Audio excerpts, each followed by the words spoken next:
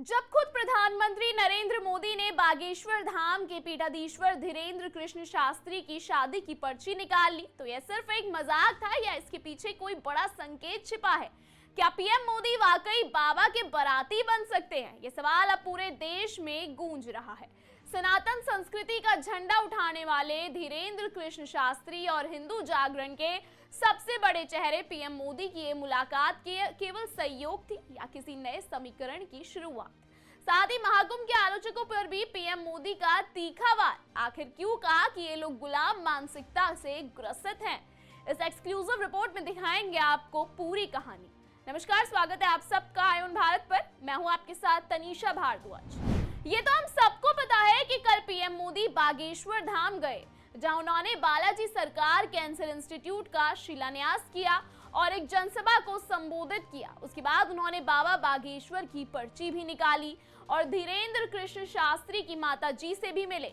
मुलाकात के दौरान पीएम मोदी ने उनकी मां से हंसी मजाक करते हुए कहा कि आपके मन की बात की पर्ची मेरे पास है, आपके बेटे की शादी करवाना चाहती हैं आप। पीएम मोदी ने इस बात का जिक्र करते हुए कहा, आज मैं हनुमान दादा के चरणों में आया तो मुझे लगा कि धीरेंद्र कृष्ण शास्त्री अकेले पर्ची निकालेंगे या मैं भी निकाल पाऊंगा। मैंने देखा कि आज हनुमान दादा की मुझ पर कृपा होती है कि नहीं होती है।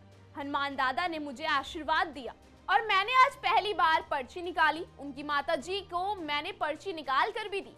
उन्होंने कहा कि शास्त्री जी मुझसे दो बातें कही हैं कि मैं इस अस्पताल के उद्घाटन में आऊं और उनकी बारात में आऊं, तो मैं सार्वजनिक रूप से वादा करता हूं दोनों काम कर दूंगा और उनकी शादी का सबको इंतजार है। पीएम मोदी के दोनों आग्रह मानने के बाद गदगद पंडित जी धीरेंद्र शास्त्री प्रधानमंत्री की जमकर तारीफ करते हुए नजर आते हैं। देखिए किस तरीके से उन्होंने प्रधानमंत्री जी की तारीफ की। अमेरिका में स्वागत पाकर अब एक छोटे से गांव गड़ा में आए हैं। ऐसे प्रधानमंत्री मिलना मुश्किल है जो गाय की बात करते, गंगा की बात करते तो गरीबों की भी बात करते हैं। ऐसे प्रधानमंत्री जी मिलना बहुत कठिन है जो दल से नहीं दिल से देश की सेवा करते हैं। ऐसे प्रधानमंत्री जी हम सबको मिले हैं तो हम बहुत गर्व के साथ कह सकते हैं, दीदी मां भी विराजमान है, 500 साल की सनातनियों की लड़ाई को उन्होंने ऐसे जीत करके बता दिया।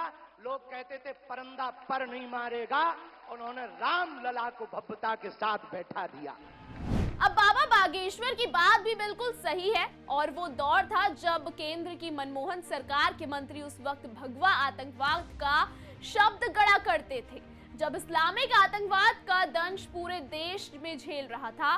देश में जगह जगह आतंकी बम धमाके कर रहे थे और केंद्रीय मंत्री भगवा आतंकवादी की झूठी कहानी गढ़ रहे थे। इस वक्त हिंदू हृदय सम्राट नरेंद्र मोदी प्रधानमंत्री हैं, जो सनातन का पुराना यश वैभव दोबारा वापस लाने के लिए जी जान से जुटे हैं। हमने ऐसे प्रधानमंत्री को पाया है जो सरहद पर खड़े जवानों की बात करता है तो खेत में खड़े किसानों की बात करते हैं। हमने ऐसे प्रधानमंत्री को पाए हैं हम सबने जो संतों की भी चर्चा करते हैं, महंतों की भी चर्चा करते हैं, और ऐसे प्रधानमंत्री को हमने पाया है जिनका विजन और मिशन 2037 तक भारत को विकसित राष्ट्र के रूप में देखना चाहते हैं। आज एक नवाचार इस विकसित भारत में होने जा रहा। बुंदेलखंड की धरती से हमारे प्रियजनों, बागेश्वर धाम, पूरे भारत के लोगों, अभी तक अस्पतालों में मंदिर थे, अब मंदिर में अस्पताल होगा। ये तो सिर्फ अभी आपको हमने दिखाया कि बाबा बागेश्वर ने कैसे मोदी जी की तारीफ की। वही मंच से पीएम मोदी ने भी महाकुंभ पर सियासत करने वालों पर जमकर निशाना साधा। पीएम ने कहा कि गुलाम मानसिकता वाले लोग हिंदू धर्म पर हमला करते हैं। उन्होंने बागेश्वर धाम में कैंसर अस्पताल का शिलान्यास करने के बाद ये बात कही।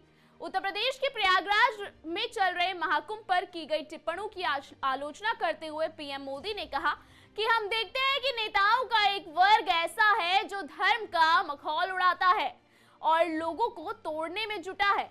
बहुत बार विदेशी ताकतें भी इन लोगों का साथ देकर देश और धर्म को कमजोर करने की कोशिश करती दिखाई देती हैं। इसके साथ ही उन्होंने कहा कि हर कोई इस भव्य आयोजन से स्वाभाविक रूप से विस्मित है, जो एकता के प्रतीक के रूप में भावी पीढ़ियों को प्रेरित करता रहेगा। बहरहाल अब आते हैं असल मुद्दे पर। तो सवाल यह है कि क्या धीरेंद्र कृष्ण शास्त्री की शादी में वाकई प्रधानमंत्री मोदी बाराती बनेंगे? ये तो वक्त ही बताएगा, लेकिन इस मुलाकात ने राजनीति और धर्म के नए समीकरणों को जरूर जन्म दे दिया है। हिंदू जागरूकता का बढ़ता प्रभाव हो, सनातन संस्कृति की मजबूती हो, या फिर महाकुंभ पर पीएम मोदी का प्रहार, यह सब दिखाता है कि आने वाले दिनों में ये चर्चा और तेज होगी। फिलहाल इस एक्सक्लूसिव रिपोर्ट पे इतना ही। लगातार इस तरीके की खबरों को देखने के लिए बने रहिए आईऑन भारत पर।